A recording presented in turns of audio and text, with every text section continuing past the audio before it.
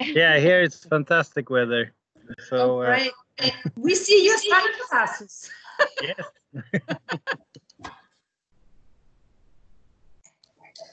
Martin, where did you find the box in the end? Where was the wine? Yeah, Was it at the post office?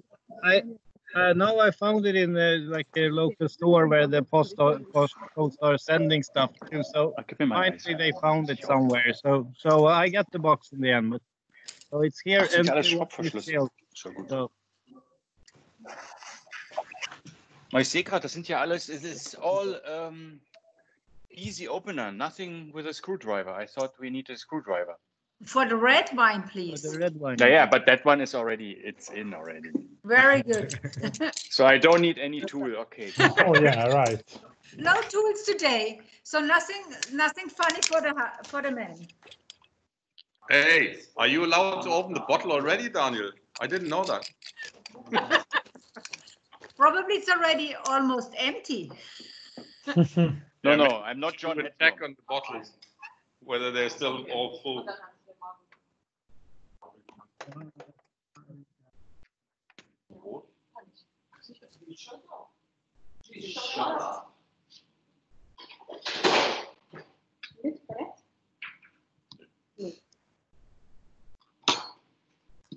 But I'm kind of jealous.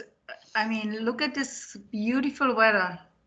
And it's not going to get dark either. Okay, well, this is going to be a problem. But here in Munich, it's right at the moment raining like hell. Really, it's unbelievable.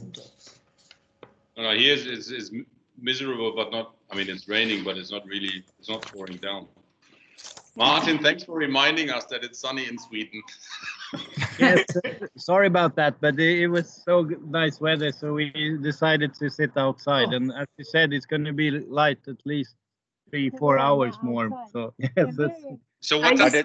But it's also very sunny in Berlin. We have also a lot of sun. 1 o'clock. But you see, Sweden is always ahead the rest of Europe, you know? Corona, they do it better. The weather is better. Well, thanks God in Italy, at least we've got the weather. And the wine. Yes. Sorry, wrong topic.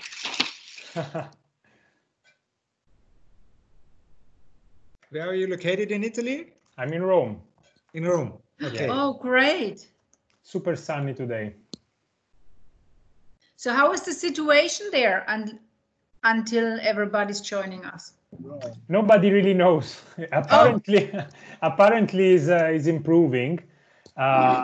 We've got many regions without any new contagion, and so situation is improving despite the the people around don't seem really to care about safety measures and social distancing overall. So if we will manage to get through this, it's just because, I don't know, somebody from above is protecting us, I guess. But apparently it's working, so I cannot complain. So that's the Italian way and the Swedish way. Yeah. Distinctly different ways. Yeah. Oh, and we have the first attendee without drinks. Hey, Phil. You're on mute, Phil. Yeah, you're on mute. We cannot hear you. Sorry, I was going to say, good evening. Great.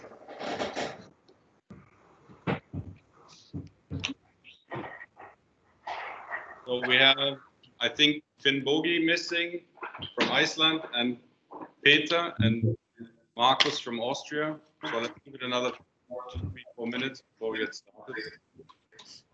Yeah, I think Marcos texted me. He has something to do with Chile, so he might be late anyhow. And I think I would suggest we have so many bottles, so many things to taste. I think let's start.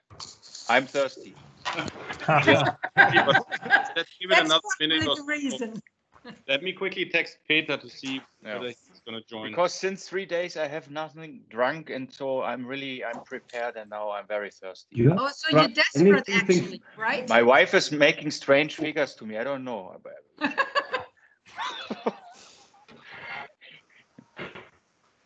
I saw you with a wine yesterday, so I don't think so. You haven't drunk anything the last 3 days, Daniel. No, look, it looked like wine. It was in fact Oh, it was colored grape water. juice. No, it was colored water. Ah, colored water. Okay. Oh, you had red shoes, right? Exactly. Yeah, grape juice.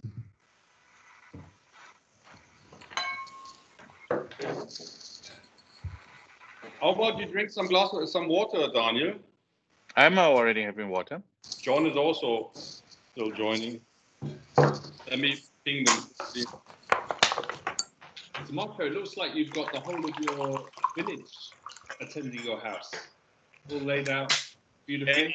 The village is a city and it's considerably bigger than Princess Rose or whatever the place is called. Princess Risborough. Oh, hello Austria. Phil, I'm very proud of you that you have the right background for this There's event. I just do as I'm told. Cool. The background Very is cool. pretty cool, yeah. Yeah. But by the way, that's another thing we can think of, that we are selling advertisement spaces in the background, like at football matches, and that we are inviting foreign companies to advertise during our virtual happy hour. So, Alessandro, how about Alba Wings? Do you want to buy an hour next time for the virtual happy hour? I give you a good price. Let's say €100. Or maybe I just got a wallpaper on my back and that's it. What would you do then? No, but I can sell you that all attendees of the virtual happy hour have an Alba Wings background. That's fine. We will see. Because you see, we I make don't know a if they recording. remember after the wine tasting anyway. So We make a recording. We publish on LinkedIn. We send it everywhere. It's millions of people will see Alba Wings. So I don't know. You don't know, okay. The budget is a bit tight these days, you know. I see. But come on, you get so much money from Europe and especially from Germany. Let's not get into politics, and especially when we have an Austrian on the call who's now going to represent the axis of stingy nations, or whatever it's termed. Stingy nations. Well, that's Austria, Netherlands, and who else? Someone else who says, over our dead body will we give money to Italy and Spain. We're just looking at our taxpayers' money. Very good. But even though I voted to remain in the EU, I can see that there is no harmony. no, but we have a saying in German, and it means niemand wird zu kurz kommen, and Austria is exactly working on that. Yeah, we came to kurz, huh? No, kurz means short, and that's the last name of the Austrian chancellor. Mark, where's your family and friends, or are you trying to waiting to be allowed at the table? And by the way, there's 2 more glasses missing, which are arriving just now. Phil, have you already started to drink? Phil, we have not yet opened the round. You cannot drink. Oh, I'm going solo, you see, so I have my own. He's drinking other stuff anyway. I drink to my own rules. Phil already started with the first bottle 5 hours ago. From New Zealand, so it's 100% guaranteed COVID-free. Ja, der fehlt auch noch.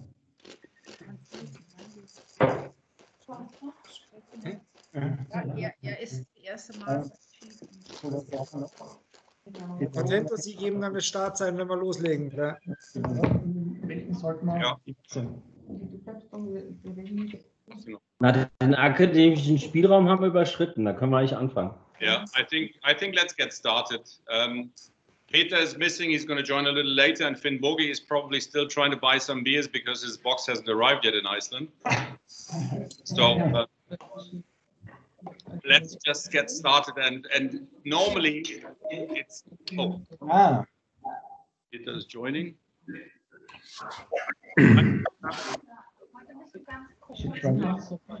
Ah, sehr gut, ihr seid auch noch nicht fertig, das beruhigt mich ja. Hallo Marco. Wir sind fertig. Oi, Hey. oi, oi. Hi. I was just about to get started, so yes, we are more or less ready. Perfect. So, can you give me another 30 seconds? I just need to go very quickly. I'll be right back.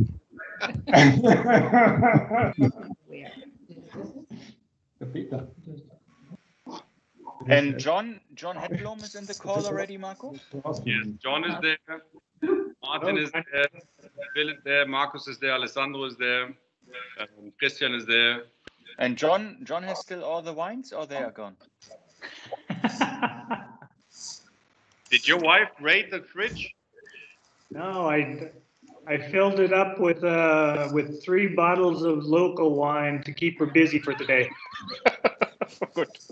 So clever guy. Jakob and Bernadette and John ignored the instruction of putting the wine into the fridge because he said as soon as he puts the wine in the fridge, his wife considers it to be drinkable and it won't be there anymore when the wine tasting starts. So he had to resort to some other techniques to protect the wine.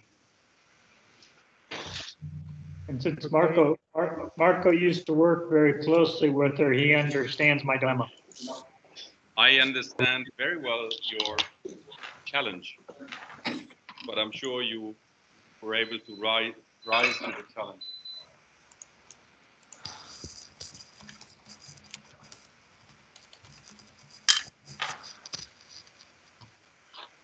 So, the countdown for Peter. And Finnbogi is there as well. Hey, Finnbogi, we're just about. Hello. Did you manage to buy some beers? I just went to the next door coffee shop. I'm all in. Oh, I'm terribly sorry about this. So no worries. We really try to do our best, but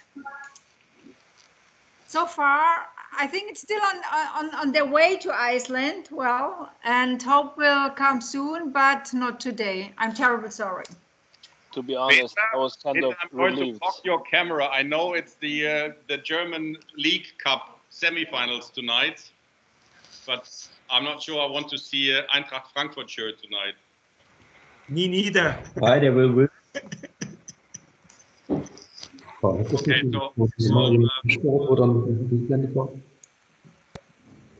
let's get started. Okay. Without much ado and without much talk. We started probably 2 months ago, 3 months now, with a virtual happy hour, which was basically grabbing a glass of something to drink and doing a video call to check on each other's mental health and other well-beings. And somehow this developed into a daily routine where we have people from all over the world coming together, also presenting their nations. So we have country presentations from Holland, from Colombia, from Sweden, from I can't count all these countries, Turkey, many more, Switzerland, and it was such a nice experience. And then 3.5 weeks ago, I accidentally got invited to a virtual wine tasting, and I thought, well, maybe this is just a way of developing this to the next level.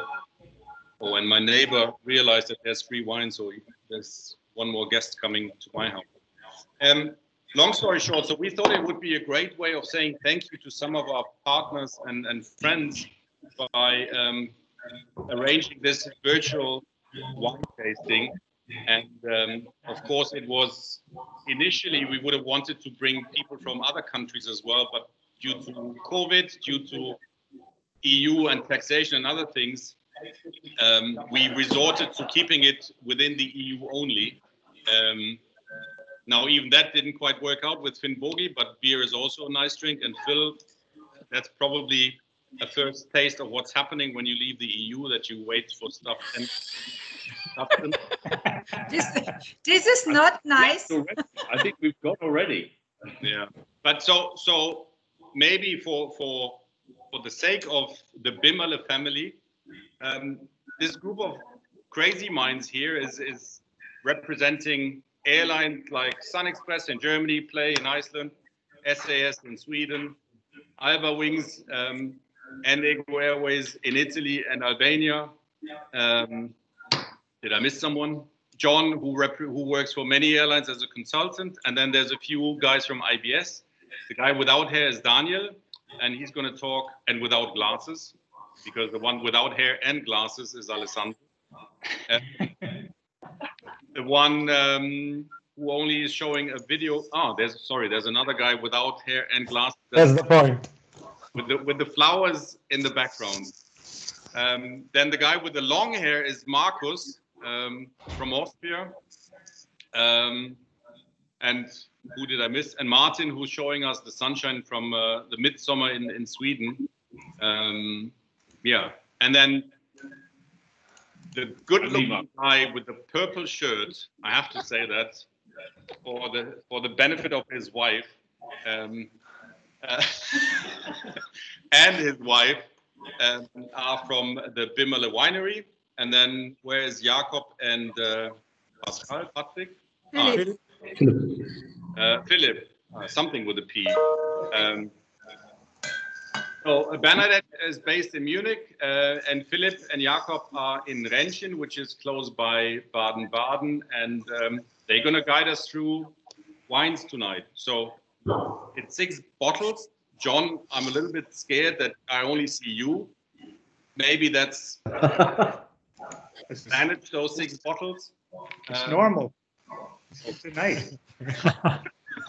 Right. So without much further ado, maybe Bernadette, Jakob, whoever wants to say something from you guys, let's take us through the wines. And this is going to be, in any case, interactive, noisy, and I hope informative. But one question I have, I'm seeing now 2 people, only a head and a shoulder, and then I see also half of a head. You know, I moved my device further in the back that I'm visible. You can try to do physical distance with your device. Just move it far ahead, then we see everybody. Danny, like we this. don't see your wife, actually. Where's your wife? You can just do like this. So, but to whom do you talking to? Because on my screen, we look perfect. Okay, then it's my iPad. It's only cutting everything. Okay, good. Yeah, it's you, Daniel. Okay, good. So probably you had already a bottle, you know what I mean? So it's getting better with the next. Or the colored water, maybe. I don't know. So the thing is, my husband is not just good looking, he's also very smart. So he starts to introduce a little bit the winery, and then we hand over to Jakob and Philip so that it's get a little bit more interactive for you. Right.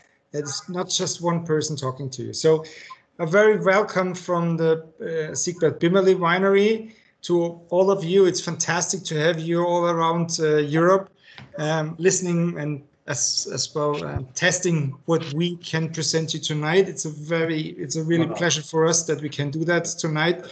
Thanks to Mr. Contento, who joined, as he said, like 3 weeks ago, one of our online wine tastings, and we had quite a lot of fun at that time. And I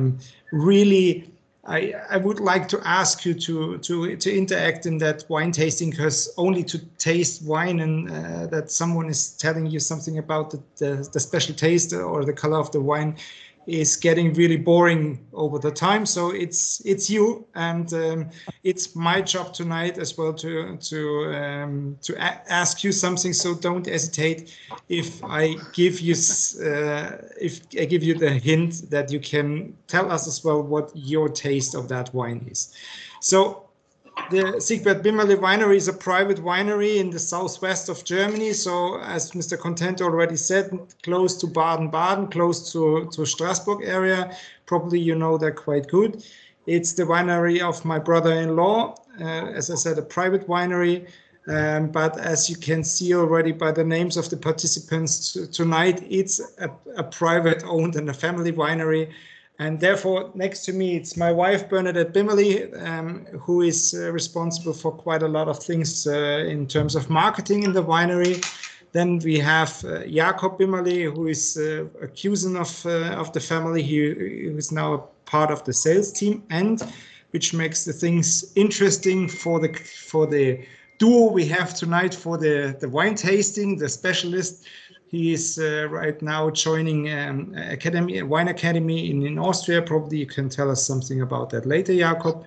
And last but not least, the man who is responsible with my brother-in-law for the taste of the wine, the maître du cave, the cellar master, Philipp Mielke. Very warm welcome to you as well. And I think, as introduction, we heard already quite a lot. It's now time to taste the first wine. And I think it's Jakob who gonna start with the first wine, the White Burgunder, right? Yes, exactly. So just a bit to my person, in my youth, I was drinking wine, and I thought it's a good idea to do it professional as well. So I started at the winery, and meanwhile, I'm studying the international wine market as well. So at the University of Geisenheim and in Austria, where I have to taste quite a lot of wine, and I will have my next exam in September, where I really have to taste the wines and say something about the quality and really taste where the wine comes from. So I'm interested in this, in the whole wine thing. And at the first start, we have, because you already have a lot of empty glasses, I think we have to start a bit. We have the Pinot Blanc. So the Pinot Blanc, it's called Weißburgunder in German. And so it's not Pinot Blanc on the bottle, so it's Weißburgunder. So you have the right bottle there. And the Pinot Blanc is the more elegant wine than the Pinot Gris. So they are different grapes. And everyone has poured something in the glass. You will smell the pear and the fruity character of the wine.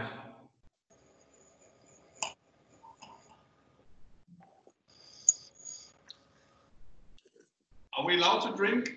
Yay. Oh, yes. Yes, that's the main part of a tasting. So it's not too dry.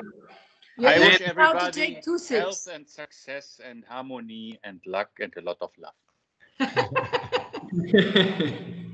And the Bimmerle wines are made for drinking. So if you taste this wine, you want to take another sip. That's the thing we want. So it's not just drinking one glass, it's about drinking a whole bottle and to have fun with this. And I think this wine is exactly the thing I told you now. It's fruity, dry, it's fresh, and a little bit crispy from the acidity, and just makes fun to drink. So what does Marcus, for example, think about the wine? Marcus. Austria. Germany calls Austria. 12 points. How many points? Okay, Germany always has 10 points. No, we drink wine here in Austria quite a bit, but this is great. I mean, I'm not an expert, but I like it, and I, took the vote around the table. I don't know if it's getting better. Usually, it should get better through the tasting, I believe. But if we start with 12 points, then we have to change the scale. Really nice.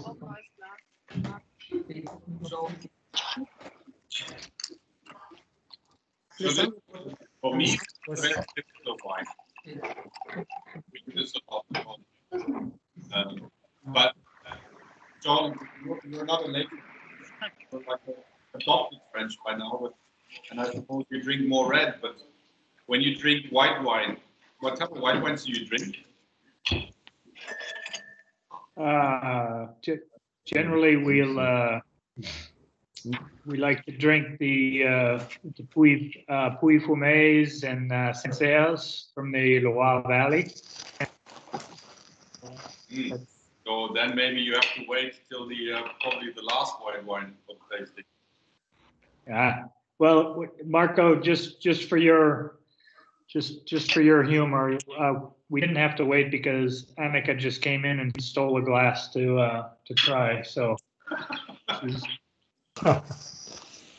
she's participating behind the screen. Okay. So this Weißburgunder, is that? Yeah. Like is that the most popular grape or variety that you sell, or do you sell more Pinot Gris in? So the more popular wine is the Pinot Gris, and I think the Pinot Blanc is a bit underestimated because everyone knows the Pinot Gris from Italy, or like it's called the Grauburgunder in Germany. Everyone asks for this wine, and some people think it's the same grape, just a different name. And the Pinot Blanc this year is a really excellent wine, and it's not as bad as the Pinot Gris. So the Pinot Gris is for me more a wine to have for dinner, or if you don't know your guests, you can always serve a Pinot Gris. And the Pinot Blanc is just a bit finer, more elegant. Why would you not know your guest? Why would you invite somebody you don't know? Well, do you always know the wine taste of everyone? So if you don't want to make, what he wants to say is, if you don't want to make something wrong, then you serve a Grauburgunder, because you everybody likes Grauburgunder. That's why it's probably interesting. What does Alexandra think about the Pinot Blanc? I mean, everybody in Germany likes Pinot Gris because it comes from Italy, and they're always so delighted about it. So now what do you think about it? Well, I usually don't judge a book by the cover, and I'm not impressed by roboant names. Okay. So I'm not an expert, but I know when something is, I mean, when a wine tastes fine, and I can feel when a wine is not okay. This wine, I think, is I don't like white wines particularly, but I think that this wine is extremely good. It tastes like somehow, it's so fruity. It tastes somehow like an alcoholic fruit juice somehow. Yes, I can feel the fruit smell and the taste. And it's very light and very enjoyable, and I would just drink the whole bottle if I wouldn't have 6 bottles watching at me right now. So it's extremely good, really. I really liked it. That's good. I think it's actually the same. You know, I just finished the class, and I could definitely refill it directly, but I know I've got other bottles ahead, so that's why I say it's a good wine. It's a good summer wine with a nice fish dish. I would drink it. But it's very, in Germany, there's a word called süffig. You can drink it. So it's good, actually. But I have to wait now for the... You can finish the bottle when you turn off the camera. Oh, yes. When we taste that wine, like it was like 6 weeks ago, roughly 7 weeks together, I was so deeply impressed about the long tasting of that wine. Because Pinot Blanc is a very fruity, a very fresh wine, and sometimes the taste doesn't stay so long. But that vintage is really perfect in terms of the long tasting taste in your mouth. This is really fantastic. The nose is very good. The pear and the fruitiness, the nose is wonderful, and it's I have to agree with the others. If we didn't have 5 other bottles, I probably would just sit and enjoy this. But here's the French connoisseur. Martin, what are you eating? What are you eating with your wines? Maybe we can discuss the food while we finish our glasses and move to the next? We just have some ham and some olives and some. This is like skagenröra. I don't know if you had it before, but I think Daniel had it when we had dinner in Stockholm. Skagenröra. So it's that was like fantastic. a fish, I remember. With Very shrimps and Yes. it's like a little bit of mayonnaise that you have on crackers or bread. That was and it was perfect with this wine. I really like the taste with this very obvious like pear taste, and it was really fresh, so and crisp. Yes, so we are enjoying it. Yes. Very good. I can't say I found the pear in the wine, but I like it a lot. Do I have to find the pear? So Probably the next wine is also good for the dish what Martin has.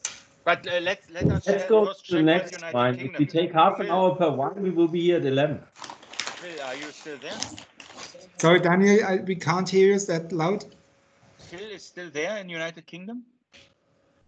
The next is Phil, is he still there? I'm still here. Okay, so you're still drinking your own wine. I'm drinking my Pinot Noir. So how's the pear in Pinot Noir?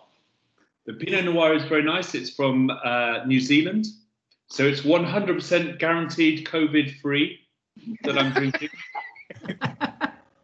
Oh, our wines too, because they're from last year, you know. So, okay. So you get it next year, don't worry. Probably makes sense that we're I'm gonna not sure about that because I just read an article that COVID was in Wuhan already in November or September already actually last year. Oh, That's true. No, but I'm making my notes. So I'm looking forward for when my box arrives. I shall sit down and try them all. Okay. We're recording it so you can replay it. Yeah. Where to look for the pears? So probably it makes sense that we're gonna go to the next wine, which is I would say one part in the wine region where we are in Baden is the Burgundy family of the whites, and the other one is Riesling, which is quite popular German white wine. And you can see afterwards with the taste and with the nose, it's a very special one in the region where we are coming from. And therefore, Philip, I would like to hand over to you to give you the chance to tell us something about the Riesling, which is the next wine, the long bottle, which we'd like to taste together. So, okay. I'm Philip. Hello, everybody. I'm the head winemaker from the Siegbert Bimmele winery. I've been I did my training or my studying in Weinsberg, and I spent 2 times as vintage winemaker in Australia, one in New Zealand and one in Alto Adige. And since last year, I joined the team from the Siegbert Bimmele winery.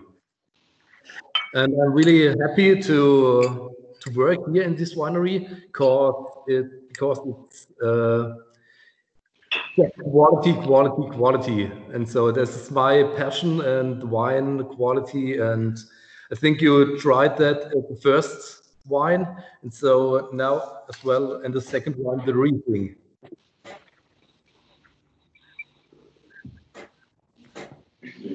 I think everybody knows German Riesling, mostly from the Mosel or Rheingau. But we in Baden, we also have some really, really good Riesling. Sometimes it's called Klingelberger, called a hill close to Rentgen, it's the Klingelberg. And in the 15th century, the first Riesling grapes planted here in Baden.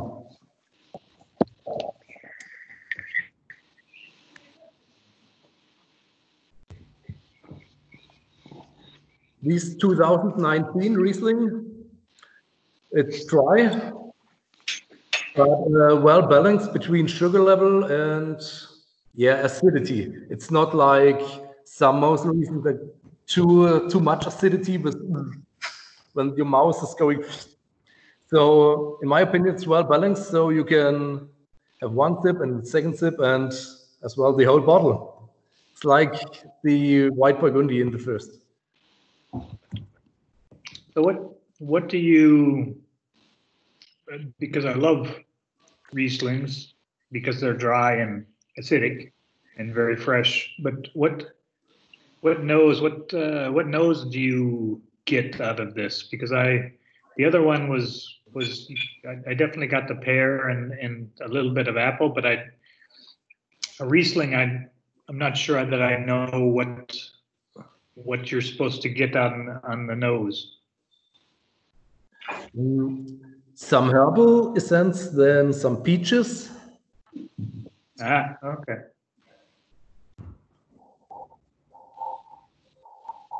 A little bit exotic pineapple. Yeah, pineapple. Okay. All right. Yeah. Now I get pineapple. Maybe my COVID nose was not working. So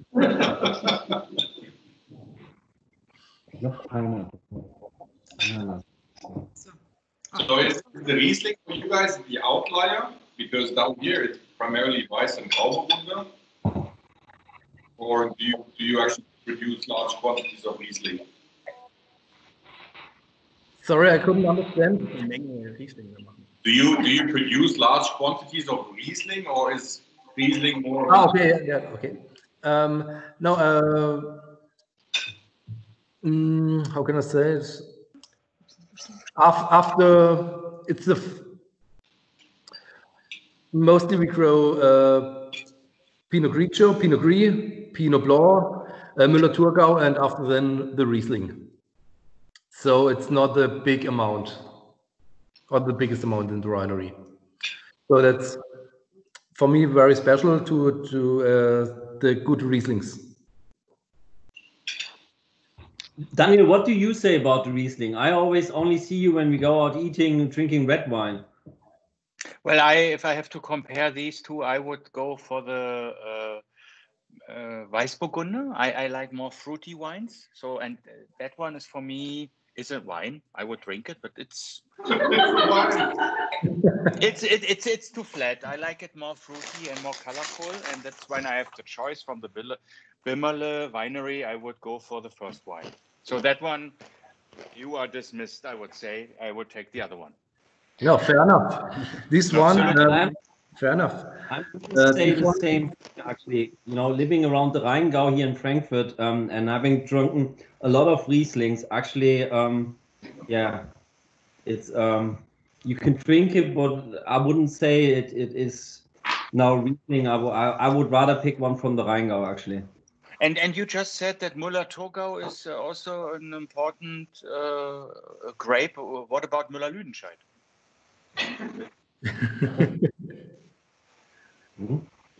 He hasn't started his own winery like Mr. What's his name again? Günther Jauch. Ah, okay. We still wait for this winery, Müller-Lüdenscheid. Okay. It's a good marketing trick to sell your name to a winery that the winery finally sets up. But I hope our quality works without a funny good name. I mean, my name to be honest, Bimmerle is a funny name. Yeah, I explained the meaning of Bimmerle to my colleague in UK. So you can ask him whether he understood it, because I tried to explain him what Bimmerle could mean. I think it's not going to work out, because when I was a little girl, I was in Great Britain and I got some medicine, and you will not, I mean, the name they wrote on my bottle of medicine was not my name. It was for a little girl, very, very awful. But I think, in fact, you're putting a L to every word, isn't it? You say Spätzle, Peterle, Bimmerle. So there's always a L at the end, isn't it? Oh, well, I mean, this is more the Schwaben who do that. We are in Baden. They speak a little bit different, but with the Lehr, yeah, well. So because we had, I did a bit of research, and in the 16th century, our name comes from the Swiss, from Switzerland, but I don't know what it means. But then they settled over to the Baden area. Okay. So actually, you should connect to Bimmer. Exactly. If you are thinking it's more Schwaben, then your real name is Bimmer, Siegfried Bimmer. And just to please the Schwaben, you call it Bimmerle. Okay, Philip, as you said, you stayed as well quite a long time in New Zealand to learn the winemaking. I would suggest that we probably go the next step to the Sauvignon Blanc, which we have prepared for you, which is a quite and fantastic, from my perspective, a fantastic one here from Germany. So I would like to invite everyone to get the Sauvignon Blanc out of the fridge. And I think it's Weißburgunder. Nee, Grauburgunder. Martin in Sweden. Sauvignon Blanc, which is now presented again by Philip with his experience from New Zealand. Martin in Sweden, can you show us your bottle, please? Check. Martin, can you show us your bottle and the label? Sauvignon Blanc. Sauvignon Blanc. Okay. Sauvignon Blanc. No, but Martin's bottle, I want to check whether it has any points on it. Okay, Philip. Okay, well, the Sauvignon Blanc. Yeah, I spent half a year in New Zealand, and then I think I learned there to make really, really good Sauvignon Blanc. So the first Sauvignon Blancs in Baden or with the dried beer was not so much nose, and it wasn't like the New Zealand style Sauvignon Blanc or the South African Sauvignon Blanc style. But I said, when I came back to Germany, I said, I would like to produce Sauvignon Blanc like the New World style, like the New Zealand style. So I tried some different things, and with the picking day, with some different beets and everything, and so just go in the nose, immediately press it in the glass. The color, Genau.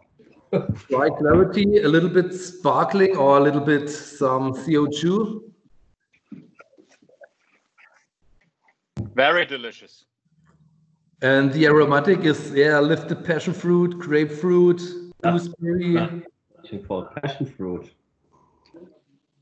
A little bit peach, fruit flavors, and hints of nettles. I would like to have some green capsicum in this Sauvignon Blanc.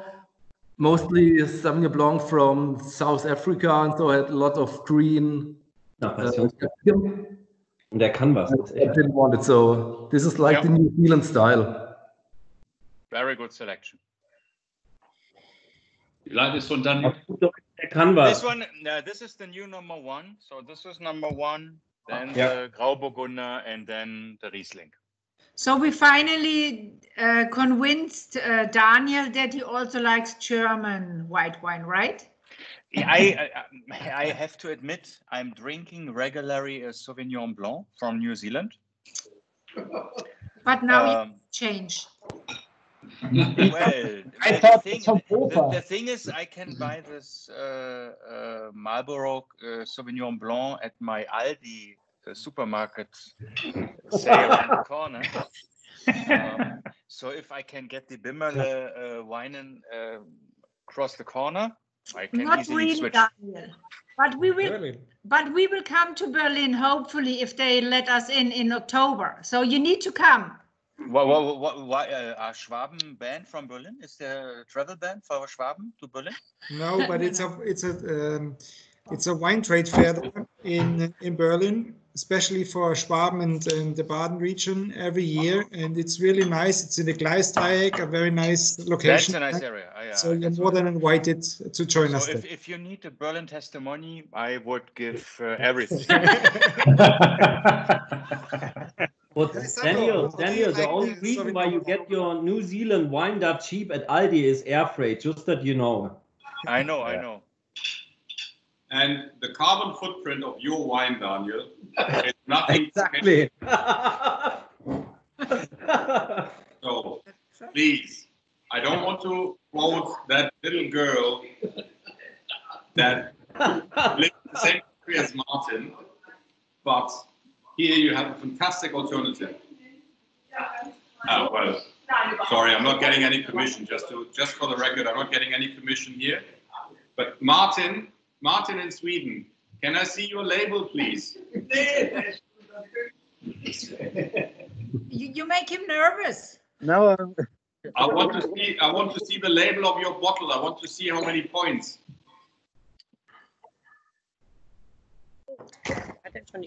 Sweden, 12 points.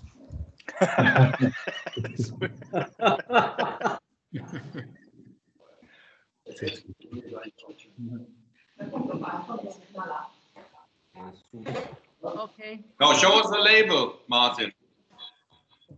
Closer. His video's gone. Probably it was too sunny. I think it's too sunny, but does it say something about points?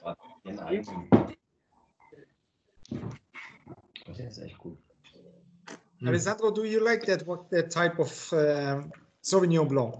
Yeah, very much. I think that one was the best one. If I would rank the three wines, I would say that the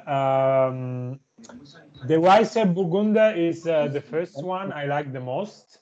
This one is the second because it's more in the somehow it's somehow more similar to the one I like the most, rather than the other one. The other one I would drink with fish probably, the Riesling. But these two, the Sauvignon Blanc and the Weißer Burgunder, it's the Weißer Burgunder makes me feel like I want to drink wine every day for the rest of the summer, which is it's a nice expectation. Alessandro, it's official now. You not only rank change requests, you can also rank white wines. I'm fully aligned here. The Frankfurt connection here is fully aligned with your assumptions. Yeah, that's fine. And the Sauvignon Blanc is a nice alternative. I'm not sure whether I would choose this instead of the other one, but probably the Weißer Burgunder is more like a wine you don't need a reason for drinking. While the Sauvignon Blanc, then I would maybe try to find a reason for it. But it's a very good wine, really. It's very fruity. I can feel the peach and fruit in general, and it's extremely good. Alessandro, I have a question. I think we are now at the halftime. Yes. We both know that Germans play better soccer than Italians. How about the wine? Yeah. About the wine?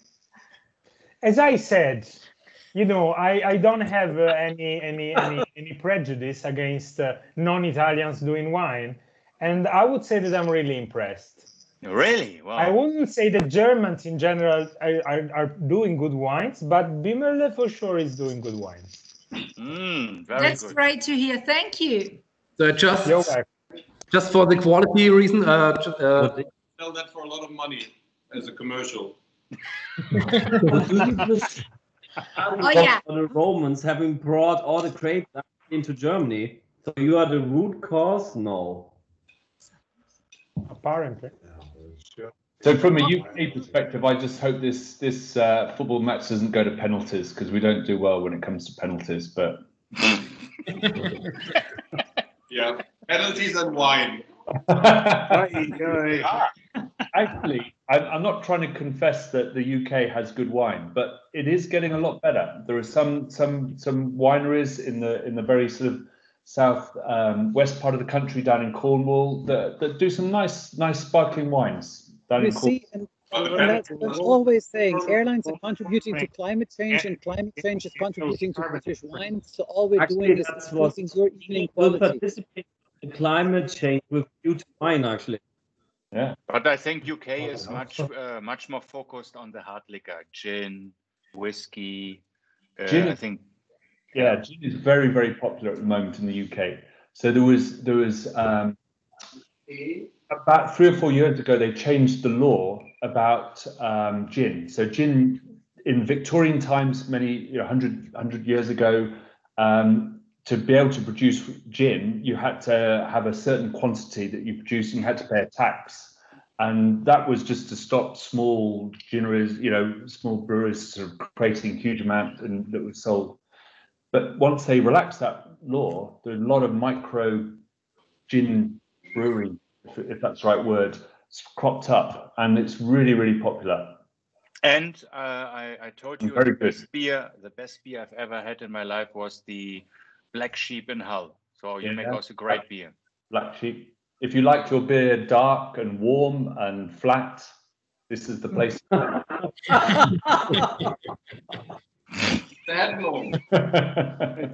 Daniel, somehow you haven't understood how German beer is. If you like such beers, I'm usually not drinking beer. I'm a wine drinker, so that's why. Oh, that's why you like them flat and warm. And exactly. So I drink all my wine from France, Germany, Italy, not from the UK. But if you were to have a beer sort of tasting of continental beer, to me, they'll all taste the same. If you come to the UK, they're very different flavors, different types, different styles, where as soon as you get onto the continent, a beer is a beer.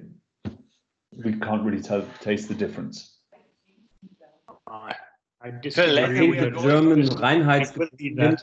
Later we are going to talk about breakfast. We keep this for later. Okay. John? Markus, you are the second participant from a wine region in Europe. What do you think about that Sauvignon Blanc? Do you like it? Because the Sauvignon Blanc? Yeah. No, I'd like it very much, and I can totally get the New Zealand effect because I like Daniel used to drink a lot of Marlboro Sauvignon Blanc, but now, yes, I agree with Marco. The carbon footprint of that is not worth it. This is a very nice Sauvignon Blanc. It's not a criticism of any kind. It's a question, actually, because I love the wine. I would drink it over a New Zealand wine, actually, Sauvignon Blanc. But the Terroir, because Sauvignon Blanc that usually drink out of is more minerality, more mineral taste behind it. So where are these grapes? Are they grown in what type of ground?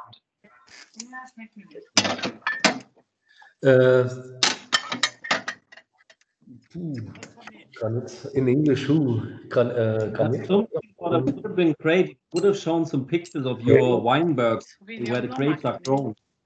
Philip, try in German. Yeah, I'm looking for the words in English. It's gravel. Gravel, yeah. Loam. Loam, yeah. Like limestone and gravel. Split, kill, how? But the reason for a Sauvignon Blanc is to pick on the right level. So we have to go. This is actually what we do with every wines which we produce. The winemaker, me, and the vineyard manager, or yes, also me, I'm going out and I'm not. Yes, I show the sugar level and everything, but I taste the grapes. And this is the important thing, especially by the Sauvignon Blanc. Sometimes it's maybe too much acidity or too much flavor, or not too much flavor. So you have to pick on the right time, and so you have to go every day. Actually, go in the vineyard and taste the grapes, and then think, okay, tomorrow we pick this vineyard. And so this Sauvignon Blanc, it's many different vineyards, and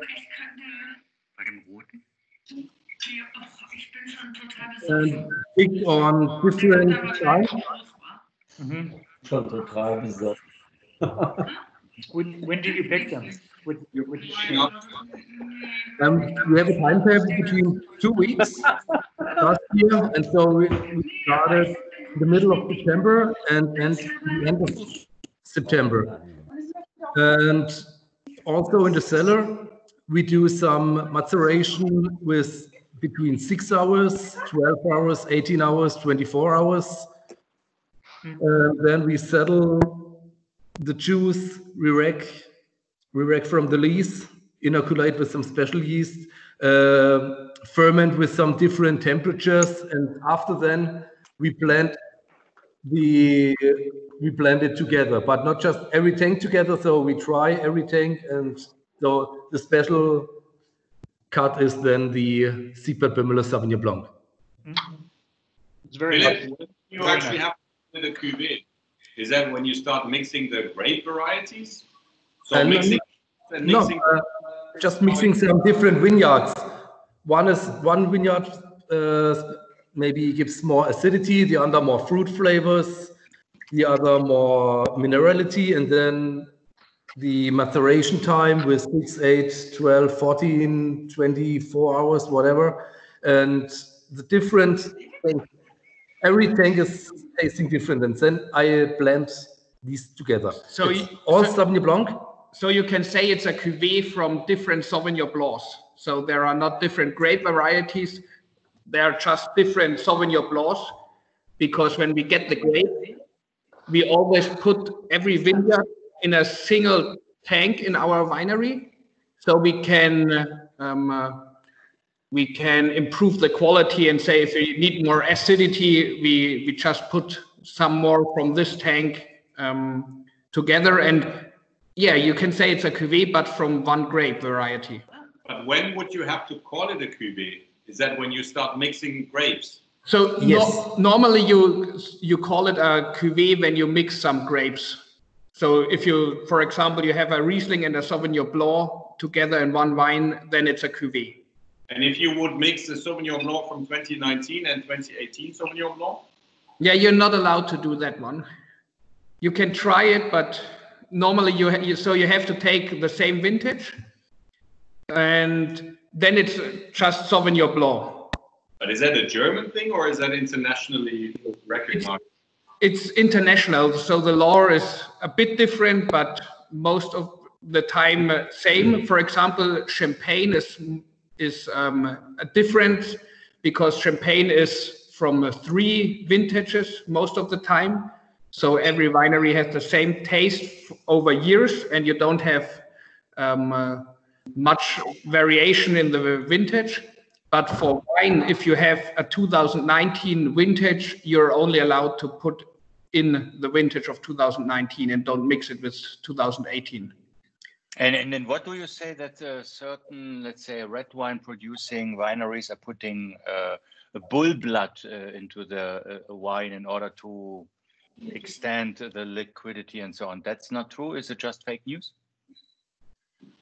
Yeah, so you have some, if you need some more color or whatever, you just put some grape varieties in it with that has a deep color. So you're allowed, just some facts, you're allowed to put in 15% of a different grape variety into a wine and still call it a Pinot Noir. So you don't have to tell that you put in 85% Pinot Noir and 15% Cabernet Sauvignon. Then it's allowed to. You don't have to call it a cuvée, but normally you just do a bit to get a deeper color. And you're not allowed to put third-party ingredients into the no liquid? You're not allowed to. And who is controlling that?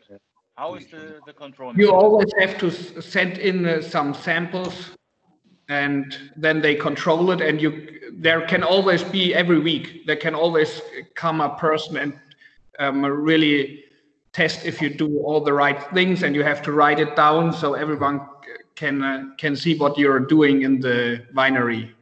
The thing is, you send it in, and then you get a number for the wine, which is in Germany or in our wine at the back if you turn it around. I mean, all of you already have the rosé ready? Of course. And then you can turn it around before you open it or afterwards, and there you see some little numbers. And this number says that it's controlled. It also says our company name and in which order it was brought on the bottle. Jakob, can you send me these numbers on a weekly basis? I happily give you a number as well. Pardon me? I said, Jakob, can you send me these samples on a weekly basis? I happily give you numbers. We can do that. We always want to have a 10, you know? Germany calls Germany, so. On the Sauvignon Blanc, you get a 12. For me, you get a 12. And Martin's bottle, that's a joke that didn't work out, but Martin's bottle has a handwritten 100 points on the label. But Martin is already gone, so he joining the sun in Sweden, huh? I'm here. Still there, we just can't see it. Okay. So as everyone has now the rosé in his glass, I would like to go over to that wine. I think now something we missed in the beginning. I would say cheers to everyone around Europe. It's very nice to have you in that call. All the best for you. Stay safe. And I think also a very big thank you also to Marco. Marco is a big driver of this Virtual Happy Hour. In fact, he is creating all the ideas. He created the idea of Virtual Happy Hour 3.0, 2.0, and now 4.0. And thank you for this good idea. I hope we have now every week a wine tasting. If Marco has anything to do with it, there'll be a wine tasting every week. Yes, we know this. So here we have, it's a 2019, it's a Pinot Noir 100% Rosé. And even in the first nose, you can taste a very nice acidity in the glass. It's a little bit nearly sparkling example of a Rosé, but a very nice and a light Rosé. The idea of the Rosés from Siegbert Bimmerle are really that they are not that alcohol dominated.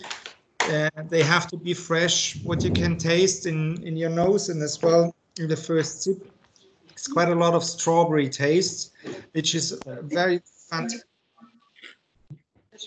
Der gut aussehende spricht.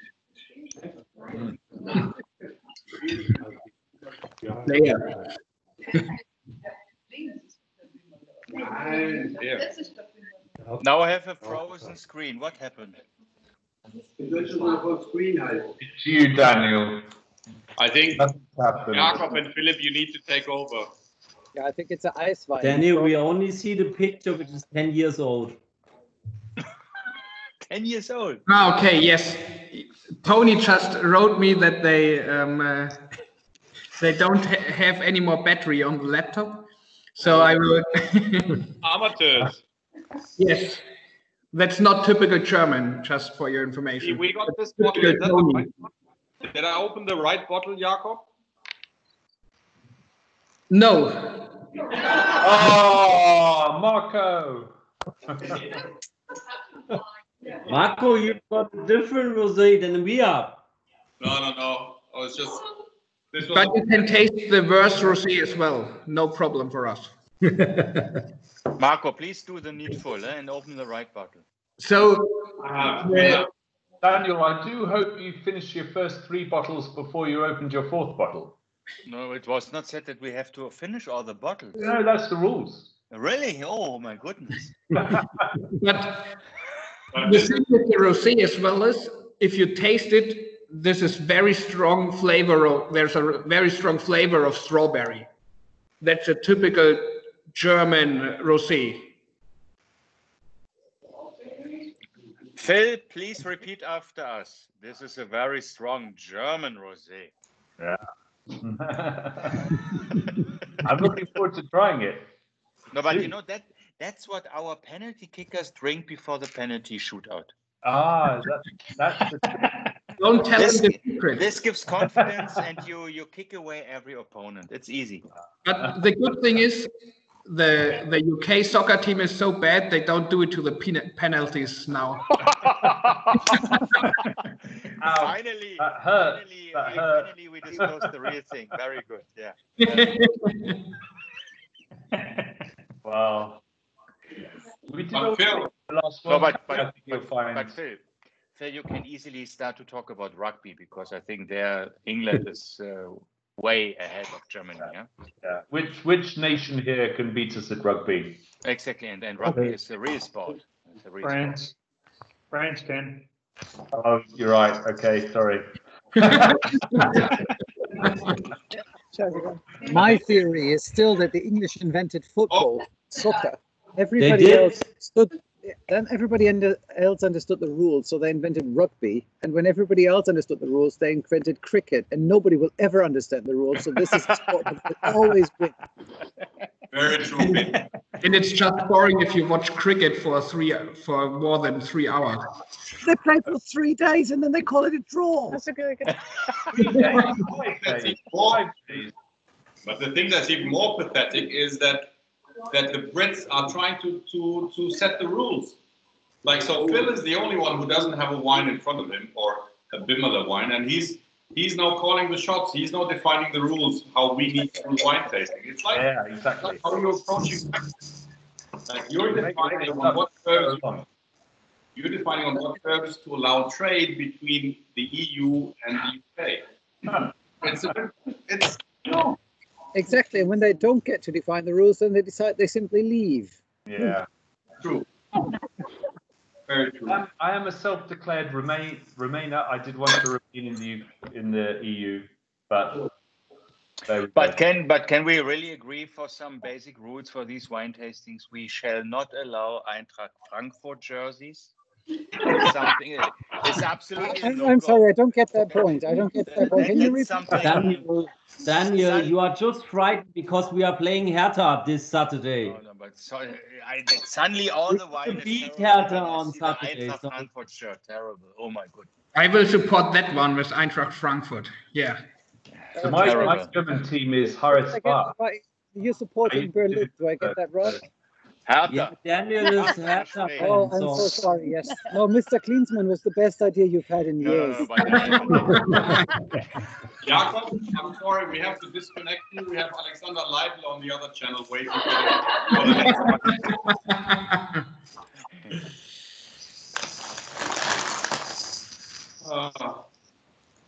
So, Mr. Hedblom in France, you're a rosé drinking country. What's your take? We are. It's very nice. It's strong. We're not. It seems to me to be a little more effervescent, bubbly than what I'm used to drinking here in France. So I'm curious as to why it seems to be almost on the edge of a sparkling wine. That's a good question. But I think in general, German rosés tend to be a little bit fizzy and bubbly, right? Yes, exactly. Yes, exactly. So the Germans try to make a fresh wine that you can drink when it's 30 degrees Celsius, whatever, and the French rosé wines have much more body and power than the German ones. This one, you can also put some frozen grapes in it, so it keeps cool on during the summer. Doesn't matter. This is definitely a summer drinking wine, and the rosé from France you can drink all year long. Right. So you're smarter than the French because we have to put 2 ice cubes and a splash of soda water in to make a piscine drink, and you put it all in the bottle, right? Exactly, yes. And if you don't want to water the wine, just put in some frozen grapes. It's the same like ice cubes. Yep. No. It's very nice. I like it. It's just, again, to Marco's point, it's not what I'm used to drinking in France. And you're right. We don't really drink it year round. Well, we drink it about 6 months of the year here. So, and now would be the time we'd be sitting on the terrace, if you could sit on a terrace, and and having it with a couple of ice cubes or frozen grapes and a splash of something. But no, this is very, very refreshing. Very refreshing. I think this, when it gets to be about 29, 30, 31 degrees, this will be very nice here. Yeah, exactly. I've never heard of this idea with frozen grapes, but it seems so obvious and logical. Yes, it's that's why you haven't heard me, Marco. No, have I. The frozen grapes work like ice cubes without watering the wine. That's a trick that winemakers do in the summer. That sounds really good. And the grapes are very good after your glass is empty. You can eat them. Fermented. An accelerator after they've been sitting in the wine all the time. Austria, what's happening in Austria? Austria. You're on mute, Marcus. Usually that's better with Marcus if he's mute. There seems to be a common enemy here. Marcus, you're still mute.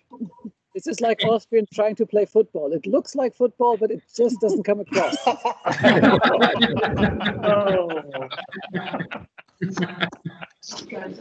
Maybe for the rest of the room, Marcus is godfather of my eldest son. I'm godfather of his eldest son, so I'm allowed to do those kind of jokes. Yeah, but at least they try to play soccer. It's exactly. That's like Bayern Munich tonight. Comment against the UK again, against England again. I don't know. Anyways, it's football, not soccer. And usually the Austrians only drink wine from Cordoba, isn't it? Cordoba never happened. That was just a joke. Krankli werd narisch. Okay, please. Ja. Genau, wir haben auf den roten und den Z, ich weiß nicht. So. So Tony and Bernard are back again. I was so nice without you guys. As we have so many red wine lovers here, it's time to make the next step. Ole, I think a really nice step in between. Unfortunately, Bernard and I, we were lost. And due to some kind of power we don't have anymore. No. And yeah, it's the pleasure to present you here one of the newest creations of the winery. It's a 2016 Cuvée Pinot Noir, Merlot, and Cabernet Sauvignon. I think it's Philip who's gonna give us some kind of insights of that wine. Yes. By this wine, this is really a cuvée or a blend. So it's with Pinot Noir. Hollinger. No. Over 50% Pinot Noir. 40% Pinot Noir, 30% Merlot, and 30% Cabernet Sauvignon. So this wine matured two years in barrel, in used barrel, so that the taste is like the grape taste and not the barrel taste, or just the Heinz of barrel in the back. Auf hast du gewartet? Nein, ich habe ja schon. Ich habe schon ein Glas genommen. Von dem? Ach so. Christian, wir hören nicht. Das macht nichts. Mein Vater hat vorher schon den Rotwein probiert. Oh. Der genascht, der Shell. Oh, riecht gut. Tastes very nice. Mm. So this wine is just to show that Germans can do red wine as well. So the typical red wine from Germany is the Pinot Noir. So we put in some Pinot Noir. Because of climate changes, we can grow Merlot and Cabernet as well. Wine is coming from Baden, not from Baden, Württemberg. We are both from Stuttgart. I'm sorry. Yeah, Red wine, but not a red wine. I would like to know what Alessandro is thinking about this red wine. Alessandro, what do you say about this red wine? So How does it taste? industry, we're burning fuel. We should actually get some money from Baden-Württemberg and especially from the Baden region, because we are actually improving your red wines with every flight that we do. Say again, Peter, you're saying because with every flight you're emitting carbon dioxide, you're improving German red wine. Exactly. We're actually just flying because we want to have better red wines from Bimmele Winery. That's the only reason for global aviation business. Very charitable cause, and I appreciate that a lot because I'm not a big fan of German red wine. So I'm just thinking about cargo. We should have a wine week, a Baden wine week, instead of flying this very fresh young French wine every year in cargo, where you fly tons of it actually into Asia. You mean the Beaujolais Primeur est arrivé? Exactly. So Alessandro, what do Which you is a think about peak in this, air cargo. It's 2 weeks in the German year red where all the cargo carriers only fly tons of it. Produce so much wine. Daniel, what I think about the wine? Yes, please. Yeah, I would ask the Bimmel house to try to help me and focus on what are the notes behind the taste, because it has a very peculiar taste and smell. So what's the you know the smell, and what elements and fragrances this wine is bringing, because it has a very specific and particular taste. So the thing with this wine is, because of the Pinot Noir, it's much fresher than Italian or French wine. Yeah. And you have a mix. So you have normally the typical aroma of the cherry from the Pinot Noir, the plum of the Merlot, and the spiciness of the Cabernet Sauvignon. A bit of capsicum is the typical Cabernet Sauvignon taste. And with this cuvée, we almost put in like it's 40%, 30%, 30%. So it's a perfect mix of all these three aromas together. And then just a decent smell of the used barrels we have. Because if you use new barrels, you always have the strong vanilla taste in the nose. And with the used barrels, you just get a hint of the wood. So it's more based on the fruit of the grapes instead of the wooden taste. Understand. I think that yes, it's very difficult to understand a leading taste or you know, smell or scent in this wine. But yes, indeed, it's a very peculiar, and the mix of these tastes delivers something that is really particular and really enjoyable, I think. And for example, this is a red wine because of the acidity of the Pinot Noir. You can also cool it a bit down and drink it during summer, so like 14 degrees, whatever. And that's something you can only do with this wine instead of Italian wine. You can't drink a chilled Italian wine. But this one, it's a bit refreshing, so you can drink it on the terrace as well. That's what I was thinking exactly. That maybe it could be cooled even a bit and be still enjoyable. and it's not this, you know, it's not a regular or you know, it's not a standard red wine, I would say. It's a rather of topic wine, and I like it for this reason. Yeah, it's totally different to French or Italian red wines, as you know it. And the thing is, if you look on the back of the bottle, it still has 14% alcohol in it, and you can't taste it. Yeah, I would drink it. Yes. Alessandro, maybe you can say now in your native language just a statement like what you think about this wine, because I think that's part of this event, that we also make a bit advertisement for the family of Wimmerle, and it would be great if all your fellow citizens in Italy get to know how great a German red wine could be. Please, if you can say in 30 seconds what you think about this red wine. Yeah, thank you. I would say in Italian that questo vino mi ha fregato, which means that this wine tricked me. That's all you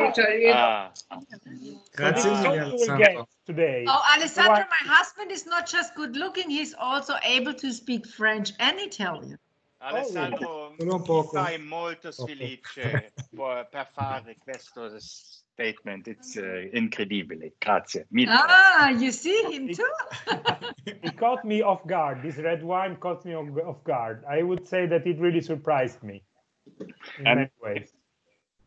My comment would be, Peter, can you do some more flying? Questo vino rosso è una grande espresso per voi. No, sorpresa. Sorpresa, sì, sorpresa. Una grande sorpresa. Sì. Scusami pure la grande casino. Va bene, dai. So what about does Sweden think about the red wine?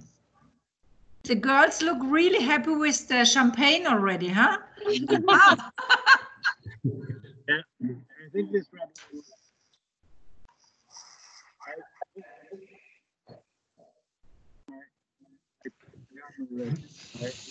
it has a really nice taste. Yeah, and then yeah, so really suitable with. Yes. Cheers. Cheers.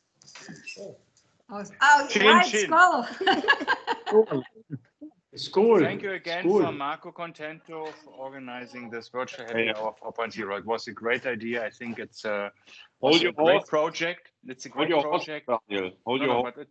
It's a great project also for the European community. That's exceptional. Including the United Kingdom.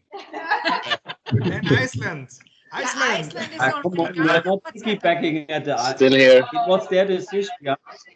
Enjoying the beer. Enjoying the beer and the sun, okay? Absolutely. It's a mango one on top of it. Yeah. Finn Boogie, by the way. Jealous. Finn Boogie, we thought that next week. Yeah. We make it an exceptional, let's say, virtual happy hour 4.0, and we watch how you are emptying all these 6 bottles in a row. Is this something that would be interesting? No problem at all. I'd be happy to. And Phil, you are part of this, and we follow Phil's rules. 100%. I've already drunk 5 bottles. Just waiting for my next bottle. Hey, gents, Daniel, Marco, we should think about the whiskey tasting actually. Whiskey I stopped when I was 18.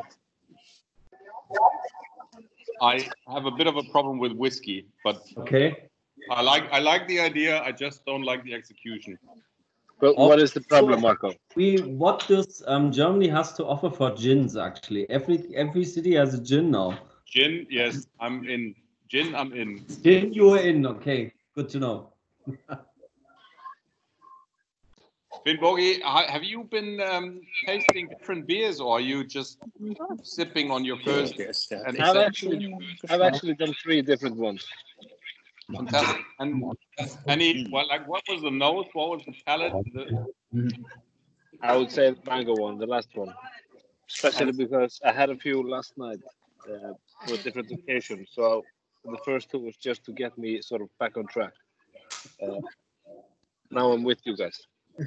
Okay, and the sunglasses are purely for medical reasons. I won't comment. Yeah, but Finn Bogi, how is it now with the Chinese? You are still under the control of the Communist Party, or you may do what you want with player? I think they had something to do with the shipment, to be honest. I mean,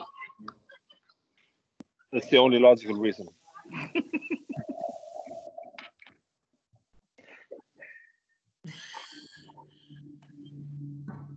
Daniel, don't you need sunglasses as well, or just regular glasses? I just need this for reading. I'm getting older, and if I get something to read, I need to now the glasses. I'm 51 years old, so that's the problem, that I can really look far ahead. When my golf ball goes 250 meters, Phil knows what I'm talking about. I can see everything very clear. But when it comes to very close, difficult. Daniel, when you said 250 meters, what you actually mean is 250 meters that way, because you never. He can't hit the ball straight, you want to say. Exactly. So probably he needs new glasses, like this. Yeah. No, but I'm looking very much forward to the autumn visit to Berlin. I can give you also a private tour in Berlin. I did this last year in July. And I would like to be your testimonial, because I think really great wine. I'm usually more inclined for non-German wine. So I'm a big fan of Argentinian Malbec, Chilean Carmenere, Australian Shiraz, South African Shiraz, and so on. But you convinced me that also Germany has great wines, and congratulations, well done. I think I will now speak more about the Bimmerle winery worldwide. Bimmer. That's great. Even you can't buy us at Aldi. This is wonderful. Hey Daniel, next time you come to Frankfurt, don't let me find a restaurant who has Bimmerle on his menu. Oh yeah, he will. You always insist that my bag of Argentinian wine is on the menu, so that's why I'm saying. I'm just kidding. Well, we all need some challenges, you see. But and your challenge right now is renovating your house, right? Oh, don't. Do you want to ruin my evening, or what are you up to? But maybe just trying. But maybe you can share a bit about how you are selling your wine. So is it that everybody is getting to your winery and you make direct sales? You go to supermarkets? Maybe you can explain a bit, how is your sales strategy? We just drink our couples. How many bottles do you produce? We have different kind of sales channels. We have the private wine channels, which where you actually have this private wine trade fairs, like in Berlin, Munich, and Hanover, and Dresden, and Duisburg. But most of the time for private, what we sell from the wineries, that the people come to our winery. But let's say Phil wants to buy something from you. He is based in London. How I'm he can just get your coming wine? to this. So we're one of the for the commercial wine business is that we actually sell a lot of wine via Edeka. We have Edeka North and Edeka South, and now we are just discovering the middle of Germany as well. Edeka is like Tesco or Sainsbury. Exactly. What do you perceive as the middle of Germany? So is this Frankfurt area? Exactly. We have also Edeka in Frankfurt already. And sometimes also not the whole range, but some also 1 or 2 special wines a year we have at Metro as well. Okay. So Bernadette, how many bottles of wine do you produce each year? Oh, this is a very complicated question. I mean, our winery has round about 130 hectare. Mann, ey, wie bekloppt muss man sein? Okay, who was this? Who was this? Daniel, Mute Daniel, mute was button. that Carola? Carola. Dann ist es nach einer Frau geklungen.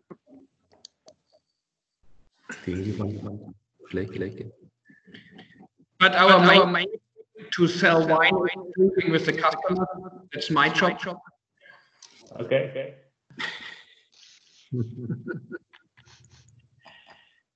So as our wine, we will have our Pinot Rosé, so we can show that you don't have to pain.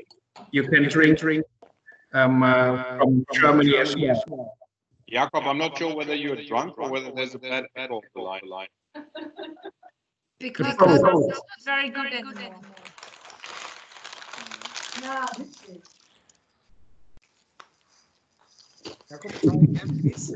Du bist so ein Trottel, ey. Das gibt's überhaupt nicht. Come on, Marco, this is even better than Hannelore.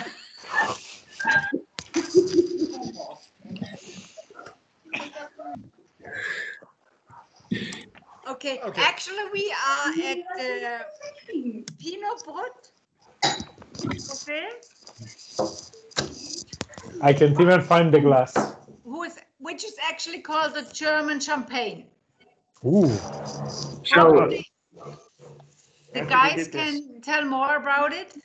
So we produce it the same way as the champagne, because it's fermented in the bottle. But we only have 9 months of yeast storage, so you can smell the yeast a bit. But the main character with our Pinot Rosé Brut is that it's a bit more fruity than the champagne, because, as we said before, our wines have to be fun to drink and not just be like the champagne. It's sometimes it tastes a bit old. And if you smell this one, you have this nice balance between the red fruit like strawberry and a bit of raspberry, and then the yeast as well. So Italians don't know how to open. Apparently not. Okay, it's fine. So how many strawberries do you grow every year? There's strawberries in the rosé, there's strawberries in the bubbly. We don't talk about our strawberries that long, but probably about 2 hectares.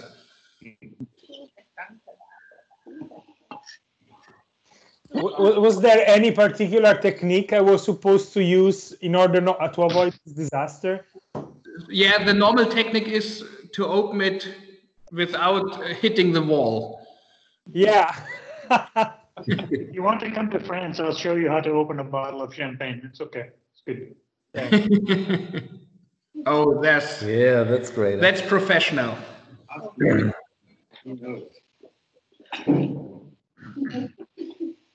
Yeah.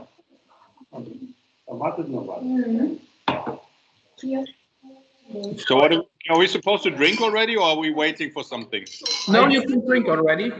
And also wait for Peter, and Austria is back as well. Peter has been here all the time. But we don't see you anymore. Don't see me anymore? Cheers. Dante. And Iceland can have I invite 2 ladies also for like drinks you, and still don't see me. I appreciate it. Sante, hey, here's to a recovery of this crazy industry we're all working in. Peter, one important question. Yes. Do I see that right, that on your glass there's a FC Bayern Munich logo? Peter Clade. Mr. Fraport, you need to talk to us, please. No, Peter Glade is. Have I seen that right? That there's a Bayern Munich logo on your glass? No. No, don't repeat that question. If you ever want to sell,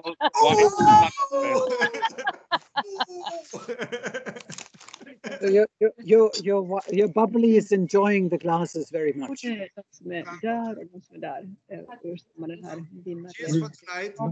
Och de där. Alltså liksom så här. Där. Mitten. Längst till vänster. Där. Mitten.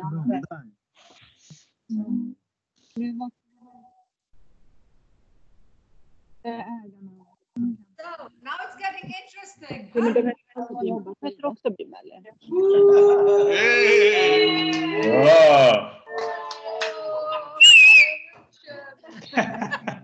You were just about to get the big contract with SunExpress for the onboard catering of the wine, but unfortunately, something happened. There was a misunderstanding. Okay. We still will find a way. Don't worry. We will find a way in approximately 45 minutes. 2 times. But then I have to say, your tears will only enrich this wonderful puppy. Cheers.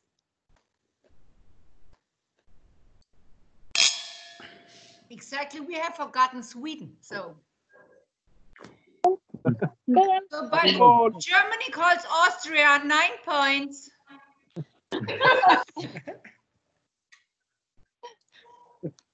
Unmute.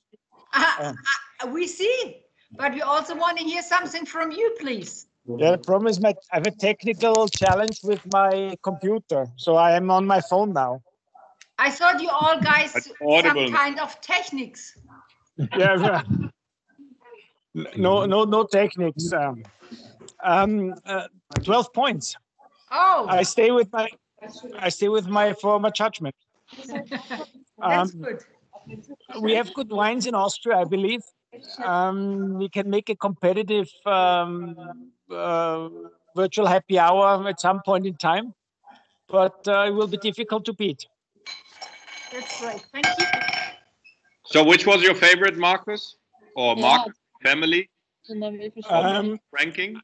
I think we're tending towards the Weiße Burgunder. Ja, det blir den där första. The first one has killed us. And the ladies prefer the bubbly. Yeah, well. But I have one question. What's the reason for the sequence of wines? What do you mean, the sequence? The sequence of tasting. The order. The order? Well, Philip, do you want to say something to it? Why we have put it in order, the wines like this? Yeah, it's actually, we just started with the white Burgundy as a good influence.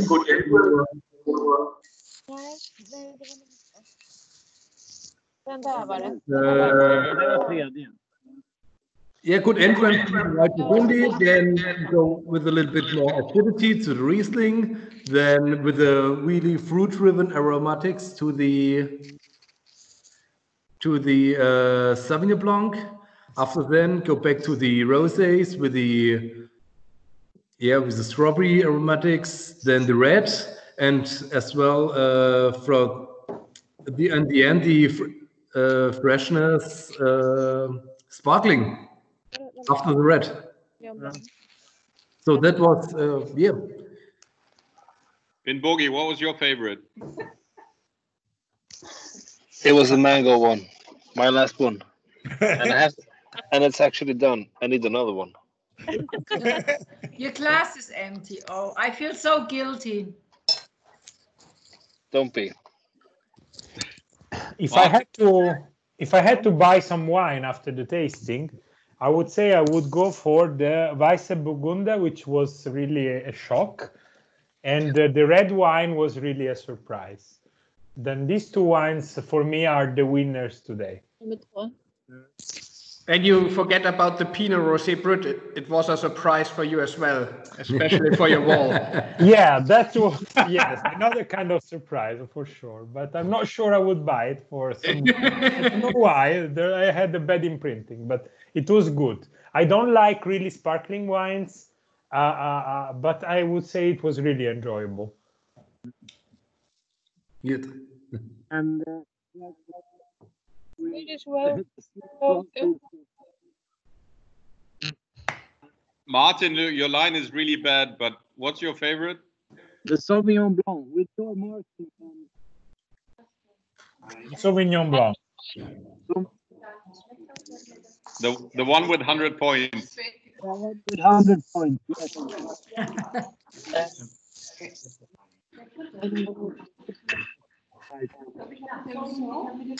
Martin, I think you go enjoy your midsummer. We can't hear you. And that's it. John, what about you? Skål. Skål, Sweden. Skål. Me? Yeah. So, John, what's your verdict? My verdict? Yes. Well, I think we should try your French winery instead of the German.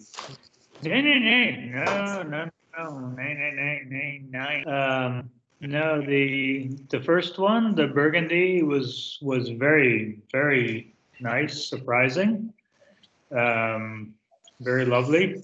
The again, the Riesling, I didn't get a ton of note out of it, but I'll take the first one, the Burgundy. The Sauvignon Blanc was yeah, it was on par or better than one. So definitely the carbon footprint makes that the superior one. Again, there was not quite enough limestone in it for what we're used to, but it's very nice. I loved it, very nice. And the Pinot Noir, so I used to live in California for a while and drank Pinot Noirs from Central California. And so I really do like the Pinot Noir. It was, you know, we've got so many red wines in France that I just get confused about things. But no, it was very nice surprise. So no, overall, I'm very impressed, and it's not that far from where we are in the south of France. That yeah, we can. What does Annika say? Did you actually drink any of the wine, or did Annika steal all of it? No, well, she would come in and off camera steal drinks like out of every bottle and then run away and taste it and gave me her opinion, which just a minute, I will tell you what the Finn Swede France person said. Yeah, yep, she was definitely on board with the Burgundy first. Yeah, the not quite enough minerality in the Riesling, very much like the Sauvignon Blanc. So yeah, no, all in all, very appreciative of the wines, and of course Marco and Daniel for setting this up. It was wonderful. So do you think this is a format that is worthwhile a replay or a second match? Oh, I definitely. Okay, so Marco, I definitely think this is worth a second match. But you know me, I'm a little competitive like you, and so now I have to think about if my local winery is quite up to the standards that you set. So I have to work on this a little bit. But yes, I'll let you work on this a little bit. But yes, Peter, you're checking your smartphone. It's still 0-0. So it's very easy. I got two beautiful women on my left and on my right. I've got three beautiful women here. Okay, and they have jointly agreed on the Weißburgunder to be their drug of choice. Why I will go to see how Eintracht Frankfurt is going to beat up Bavaria Munich, and then I'm going to go and sing those two ladies. Even the youngster is already Frankfurt. Have I seen that right? Yeah, Yeah, you know, everybody over here. Yeah, that's the problem with his family. No, but honestly, from a wine perspective, we were already smashed by your very, very first bottle. Yes. That was the one that, if you check your accounts, you will already find an order for another few bottles in there. That was the one that really exceeded I always get a copy. Absolutely. From Great, that on, thank you so much. We loved it. we loved really. it. We loved it. If I have to say which is the bottle that probably we're not going to buy, it was the Pinot Rosé Brut, like at the end. But what we're going to be doing now is we're just going to start repeating from the front. So everything is good for us. Thank you very much for a beautiful evening, Marco. It's definitely worth a second round, and a third, and a fourth, and a fifth. So thank you very much, Marco, for organizing all of this. And thank you, Marcos, for all your funny comments over the WhatsApp. Oh, can you share those? You want to see Let me think about that. No. No. Is that politically incorrect? But you know, I'm wondering what happened to Daniel. He dropped off, and the it was a little bit like the Titanic. The last signs we heard of Daniel weren't encouraging. There was comments in German about let's not go into this. But I'm gonna follow up with him separately. I'm sure his marriage will be fine. I'm sure he's gonna be unbruised tomorrow.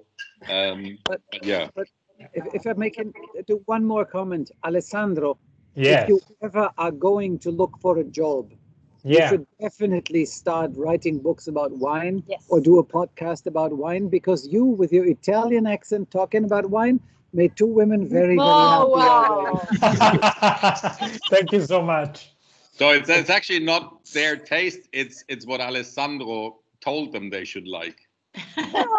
Honestly, he could be talking about I don't know, sanitary installations. As long as he's got his Italian accent, it works. Okay, I will try to leverage that.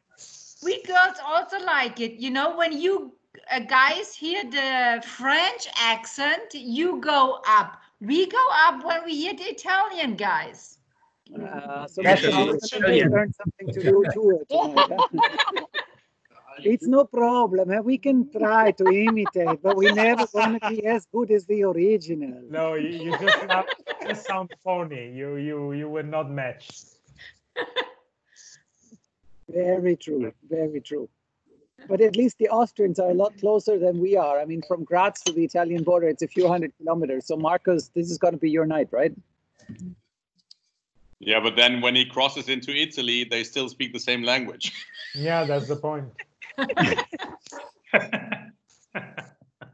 So Alto Adige is actually Italy, if you are asked, Marco. I think let's not go into politics. I mean, we touched on Brexit, but let's not. I mean, if you've been to Südtirol, there's like graffiti on every second house saying Südtirol is not Italy. So it's a difficult story. But the graffiti also doesn't say that Südtirol is Austria. Very true. That's right, but you don't like the Austrians anymore, either, since they have not opened the borders for the past 2 weeks. It's probably the Südtirol people are probably a little bit like the people in the Alsace region in France.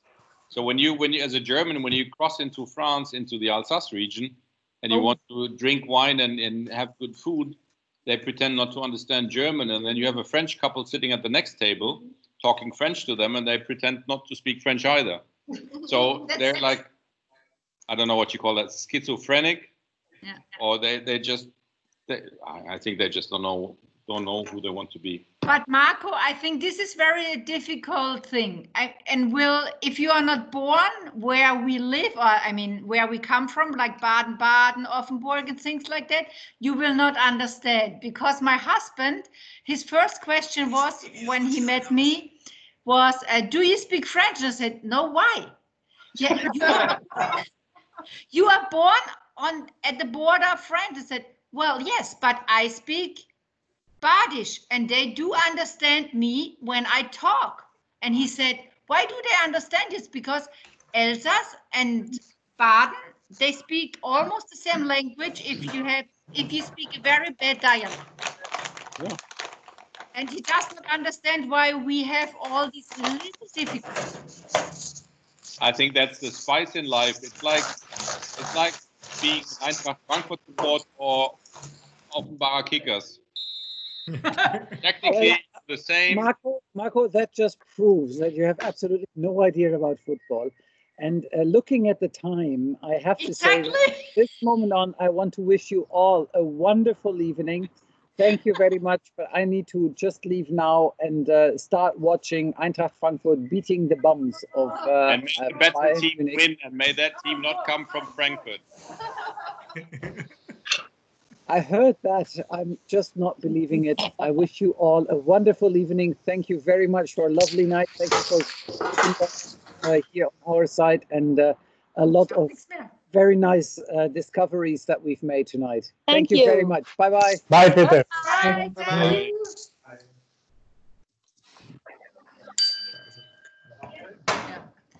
But you see how flexible the Bavarians are. You see? We didn't even notice. Goodbye. Thank you. Thank you. We're leaving now here from Sweden. So thank you very much. It was really nice wine. Thank you to all of you. Thank you. Yeah. Thank you. Was it Mr. Cheers. Bye-bye. I'll be checking out as well. I'll be looking forward to trying out the cases. And thank you all for the time. Thank you all of you. It was great having you as a guest. Yes, thank you so much. It was really nice to taste these great wines. It was a surprise for me.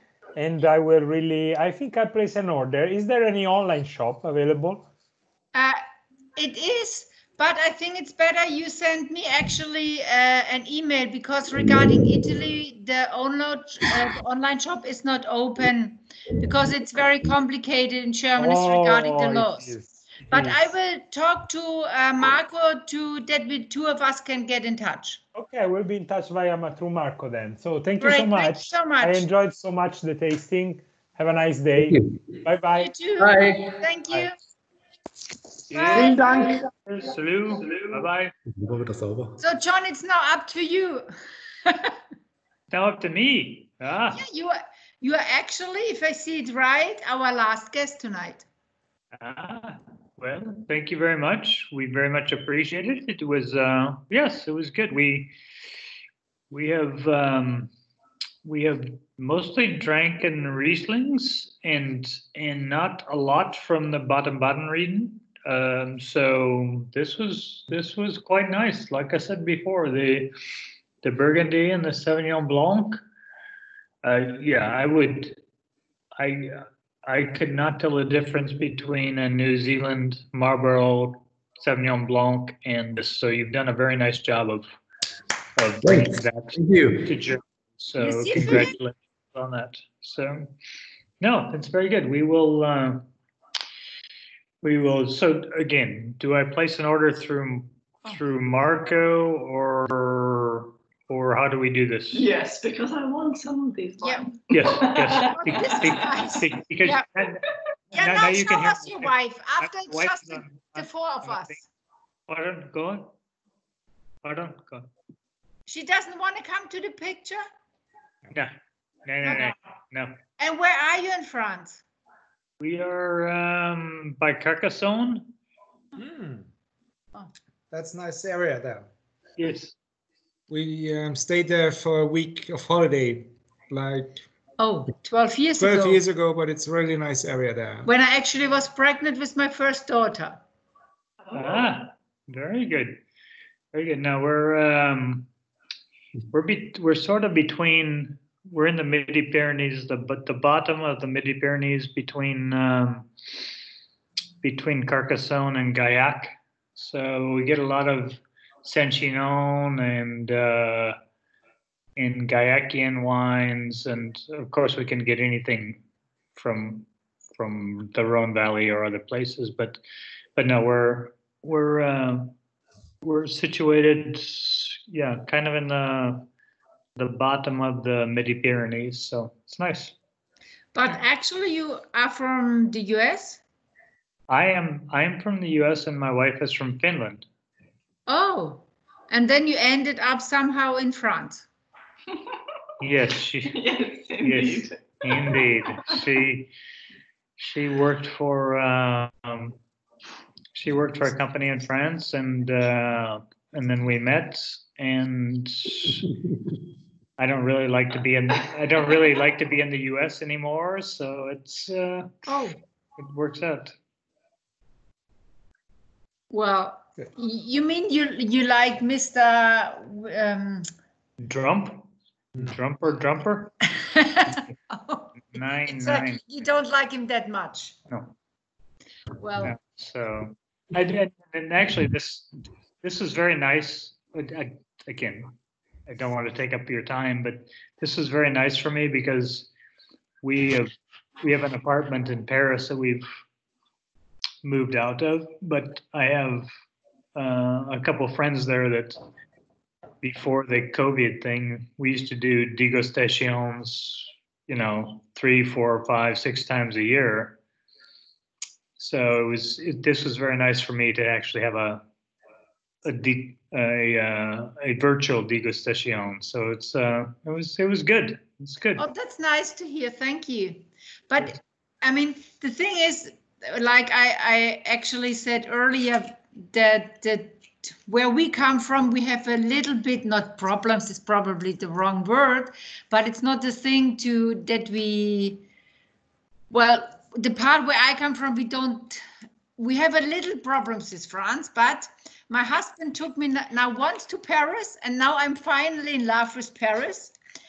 And my daughter already told me, Mom, this is the perfect city where I want to live. And I said, oh, this is going to be interesting now. It is a beautiful city. My wife is sitting across the table from me, so I will say I was in love with her first, but then Paris second. So yes. Oh, okay. I hope so. But yeah, that's true. But no, it's good. It's good. And again, I actually have not been to Strasbourg or Alsace, but we're so focused on the Rhone Valley wines and the Loire Valley wines and Bordeaux. So we don't. I mean, there's just so many different things here, and so this was very nice. This is nice, and yeah, we will definitely be filling up some of our cave with some of the Burgundies and Sauvignon Blanc, and maybe even the Pinot Noir. But you know what? You can do a really nice combination. During winter time, it's so fantastic to go to Strasbourg and as well to the German cities next to the French border, because they have kind of really fantastic Christmas and winter markets there. And on the top, you can taste quite nice wines. So this is really, to be honest, in the pre-Christmas season, this is a fantastic stopover for a weekend. And please feel free to contact us when you are near to Strasbourg, to contact us for wine tasting in our winery. It's just a 15-20 minutes ride from Strasbourg to go over, and you have a really fantastic time there. Yeah. Because we always, when I come with my girls and my husband to our winery, we always go to Strasbourg, because this is the international flair around the area where we come from. So I worked in Berlin for 2 or 3 years, which is why I know Marco. So Strasbourg and that region has the same kinds of Christmas markets that Berlin and Frankfurt have? Yes. Okay. I mean, Strasbourg, yeah. I would say the thing in Strasbourg is that you have the combination of the Christmas market and the traditional city there. So they have quite a lot of old buildings there which are enlightened, and in all these small streets you have the Christmas market. So this is a really fantastic a really fantastic atmosphere there. It's not comparable to the big Christmas markets you probably have in Munich or in Berlin. It's more smaller ones. It's very light. It's really, really nice, to be honest. Really, really nice. Okay. Very good. Well, again, I don't want to take more of your time, but I do definitely want to tell you it was much appreciated. A very nice degustation that I haven't had for 6 months being in confinement. So you haven't had this because many people do that now online. Yeah, I know. I was reliant on my friends in Paris to take me. So I don't know. I have not done this online. So no, it's very nice and very nice wines. So much appreciated. Thank you. Thank you so much for having you here. You're welcome. And all the best for you. And also Philip is still sitting there. That's great. Thank you to you as well, Philip. It was a great job what you have done tonight. Yes, thank you, Philip. Thanks. Okay, guys, so my husband wants to watch, I think, Bayern as well. Achso, jetzt ist er schon weg. Bist du auch Bayern-Fan oder nicht? Philipp? So, redest mit mir? Ja. Ja, mit wem sonst? Ja, klar. Werde ich jetzt auch gucken. Also, der Toni hat schon aufgestellt, nicht, dass er ein bisschen was verpasst hier. Aber war doch echt super, oder? Nee, war interessant, war gut, ja. Vor allem, die Weine auch gut angekommen sind, top. Das freut mich natürlich immer weiter. Die nehmen uns noch auf, sehe ich gerade. Wir haben das ja aufgenommen. Okay, also ich muss ehrlich sagen, ich fand es auch total super. Na, Herr Jakob Bimmerle, möchtest du gerne nach Hause gehen? Nee, ich musste grunzen. Bitte? Ich musste aufs Klo. Ach so. Nee, ich finde, es war total schön heute Abend, muss ich echt sagen. Es hat unseren Tag ein bisschen erleuchtet nach unserem katastrophalen Umbau schon mal. Oh je. Ja, kann nur besser werden. Ja, dein Wort in Gottes Ohr, Jakob. Ja.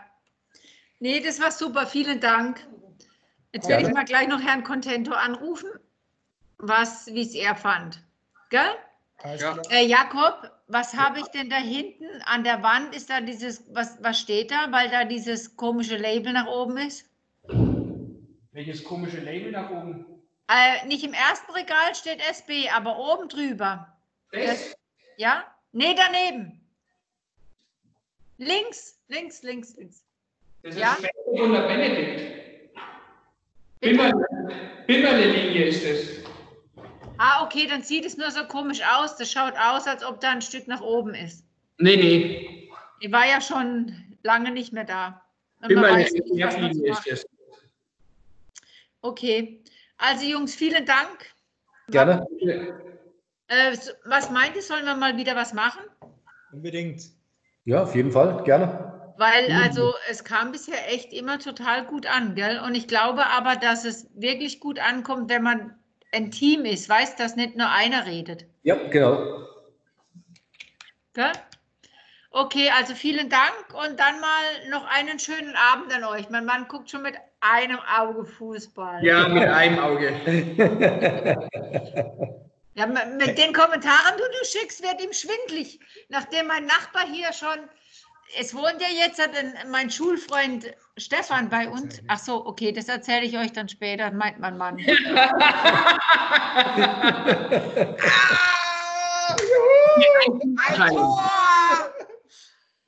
Okay. Also dann. Tschüss. Danke, tschüss. Gut, ciao.